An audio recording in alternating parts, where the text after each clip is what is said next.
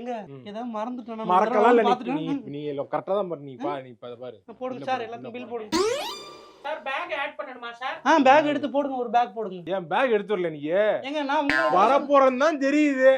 Back எடுத்து வந்தா இப்ப என்ன குறைஞ்சு போயிருவீங்க நீங்க? உங்களுக்கு தெரியும்ல வரப்போறோம், நீங்க எடுத்து வைக்க வேண்டியதானே. எல்லாத்தையும் என் பக்கத்தே கார்னர் பண்ணாதீங்க. போறையா சொல்லிட்டு இருக்கீங்க.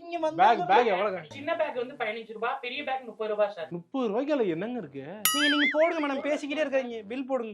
எவ்வளவு மேடம்? 9980 எது? ரூபாய். 9980 ரூபாய். கார்டா ஜிபேவா சார்? இல்ல ஒரு நிமிஷம், அது தேவையில்லாத சில பொருள் இருக்கால, எடுத்துட்டீங்கன்னா கரெக்டா ஏங்க எதுக்கு எடுக்குறீங்க? அது எல்லாமே தேவை. மளிகை ஜாமான் எல்லாமே வாங்கிருக்கு. 2 மாசத்துக்கு மளிகை. 9000 ரூபாய்க்கா? பில் பண்ணாதீங்க. கார்டு எடுத்து கொடுங்க. கிரெடிட் கார்டு வச்சிருக்கீங்க, எடுத்து கொடுங்க. கிரெடிட் கார்டுனால அது நான் தான் கட்டணும்.